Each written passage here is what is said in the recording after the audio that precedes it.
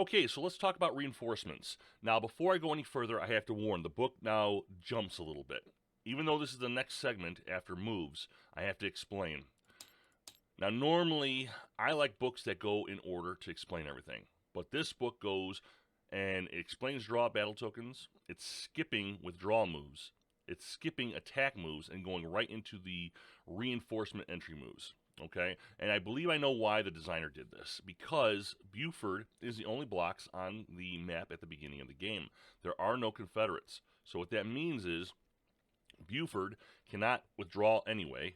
He cannot attack anyway. And March moves is pretty much useless. I mean, you can if you want to, but there's nobody there. So let's get the reinforcement section over with so that when they do arrive, you know what to do as they do arrive and you know how to get to work. So let's go back to the reinforcement section. All right, this section explains how reinforcements enter the game, obviously. Reinforcement availability. Now, this is important.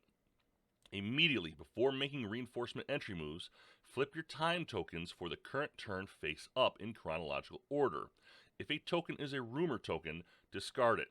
If it's the reinforcement entry moves section of your action phase, and you can see it off to the right here, I wrote them onto the screen, okay? The first thing you gotta do before anything is flip over the time token when it's time. This is the 7 to 8 hour. We flip it, it's a rumor.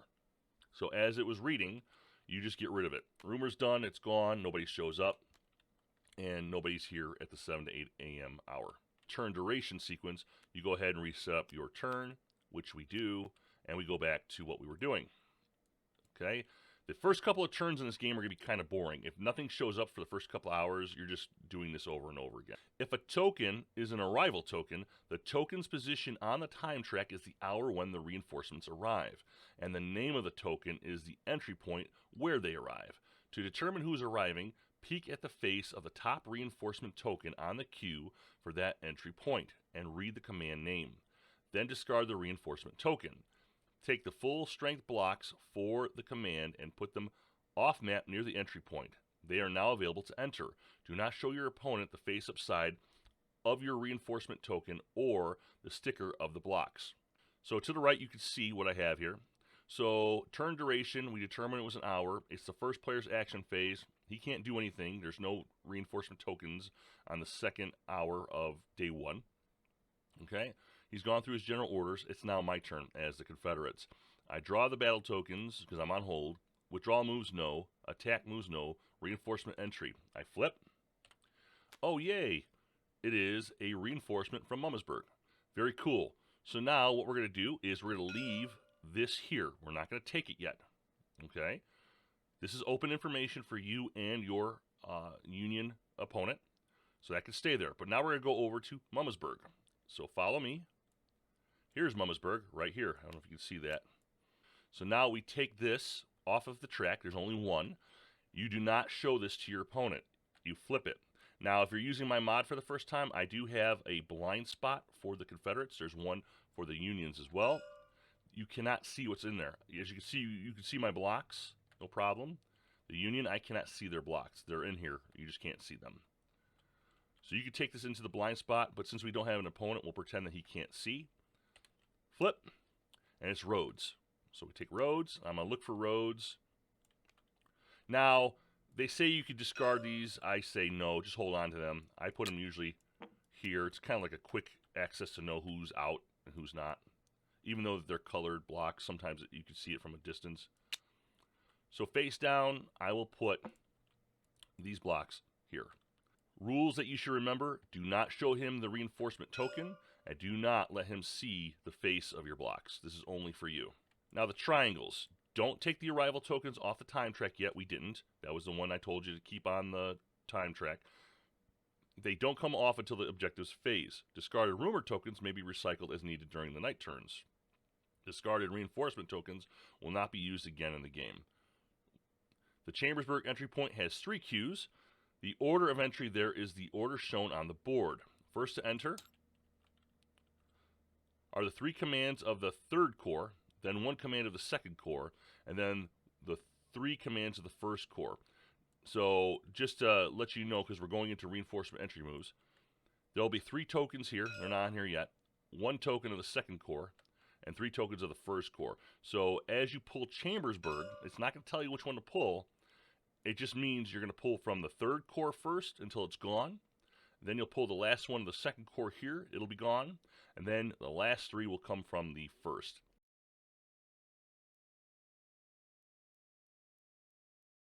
So reinforcement entry moves. What do we do with the blocks once they come onto the board?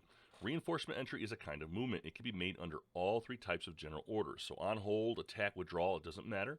Reinforcement entry movement is used only for reinforcements on their initial turn of entry.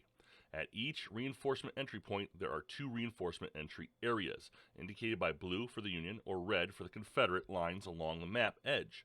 Reinforcements cannot enter through an entry area if the entry area is in an enemy's field of fire.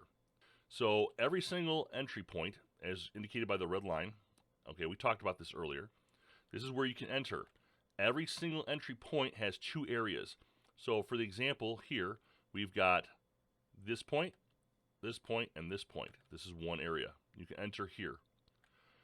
This point, and then this point. You can enter in this area.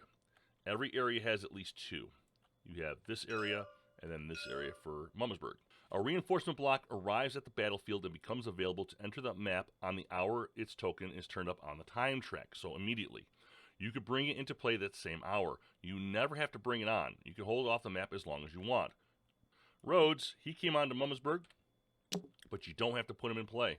You can sit on him as long as you like. You may want to do this for the purposes of gathering forces before you move in. When you do bring it on, you can choose to either use off-road or on-road entry.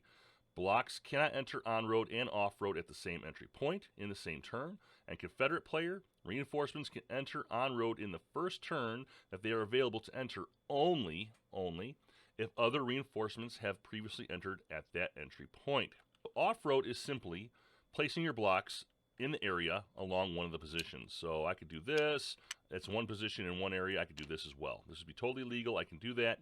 No problem, no sweat. I can put them together. This is considered off-road. On-road is different. In order to use this road, okay, I have to have at least one Confederate command show up first. So if I pull a chit and my first command enters, I have to place it somewhere in the area first. Okay? Now, over time, this guy will move forward. Maybe he is over here and he's attacking Buford here. Now, let's say I pull my second Chambersburg. Now I can use the road. The road has different rules. The road means only one block will enter 1 hour at a time.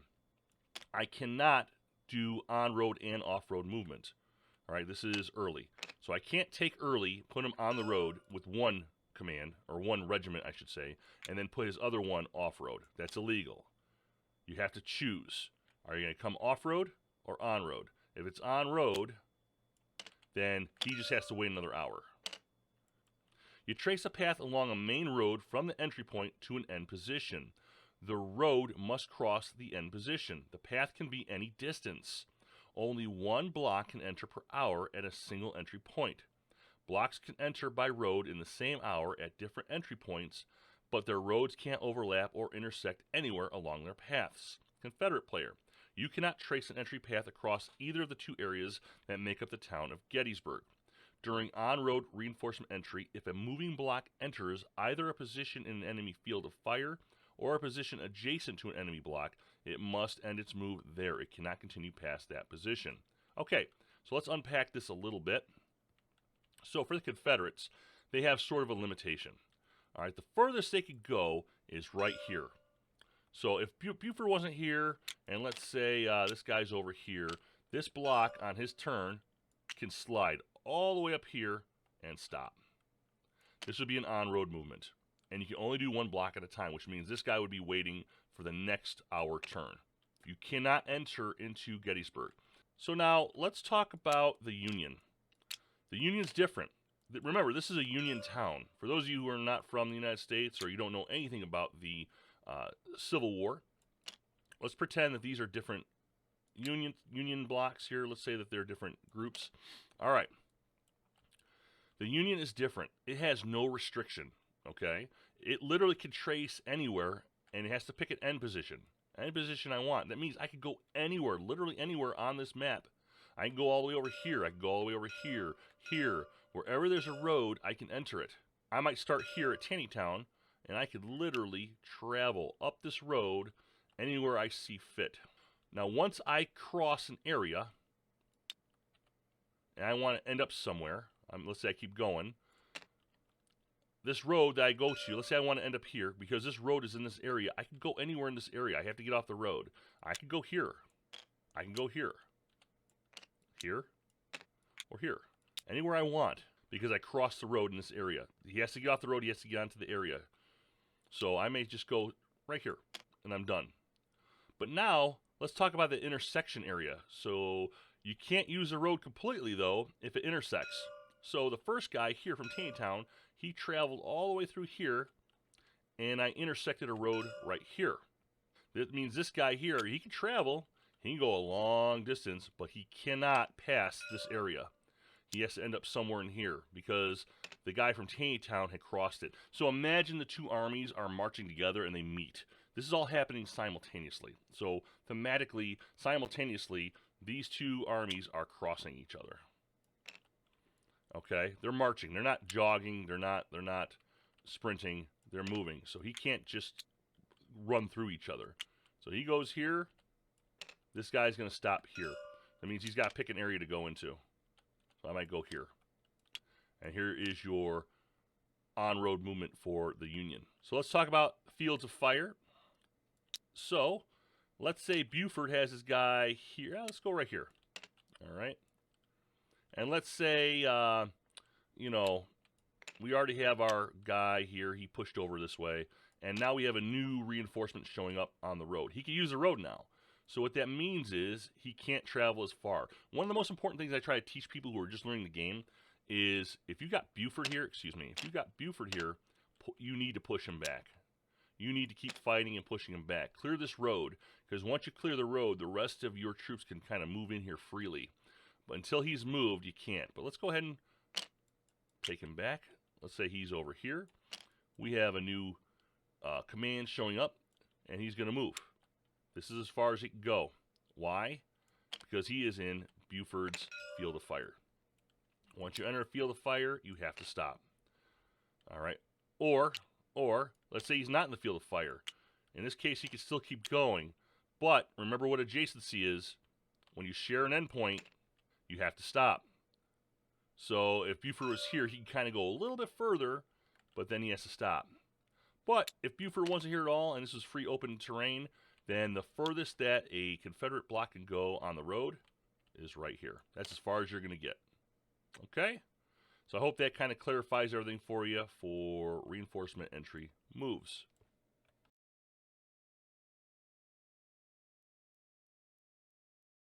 Okay, so let's talk about reinforcement transfers. Now, there is a way to use Mummersburg and Harrisburg. Okay, even though you only have one recruit that shows up there, you can go there. It's a lengthy process, but let's talk about it. It says here, you can transfer blocks off map between your entry points. Transfer enables a block to enter at one of your entry points other than the one originally assigned. It takes 1 hour to transfer. Only one block can transfer per hour between each pair of entry points. A block cannot be transferred in its hour of arrival and cannot enter on the hour it is transferred. So in other words, if a block first arrives at Chambersburg at 2 to 3, it can transfer to Mummersburg at 3 to 4 and be available to enter at Mummersburg at 4 to 5. A block cannot transfer to an entry point in an hour if there are regular reinforcements arriving there at the same hour. You can't transfer directly between Emmetsburg and Baltimore, nor between Chambersburg and Harrisburg. It takes 2 transfers to go from one to the other using Taneytown and Mummersburg, respectively, as intermediates. You can't transfer from Chambersburg all the way to Harrisburg. You can't do that. But you can go from Chambersburg to Mummersburg. No problem. All right? Otherwise, you have to transfer again from Mummersburg to Harrisburg if that's what you want to do. All right, so if you're trying to get from Chambersburg to here, you got a long way to go. So let's talk about it. So let's say Rhodes is here. Okay, he's already cleared the pathway. All right. And you want to put a unit into Mummersburg so you start using the road. You can do that. It's a lengthy process, but let's go ahead and get into the process. So you got Heath here, he's shown up at Chambersburg. He wants to transfer to Mumsburg. All right, he just showed up here. Let me set this turn order so you can see it. So we arrived at 8 and 9. This is when he shows up here. He cannot transfer right away. He has to sit here off road. All right. Then we go to the next hour.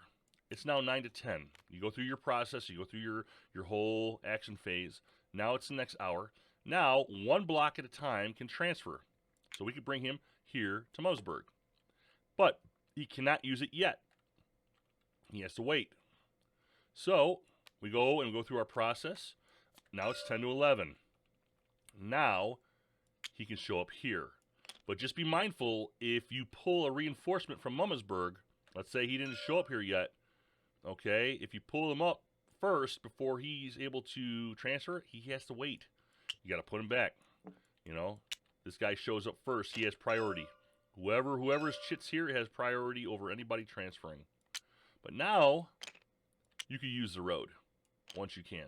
And that goes for each block of his command, too. You got to wait, guys. All right? It's not going to be that easy. I never use this, but it might be tactical for your situation.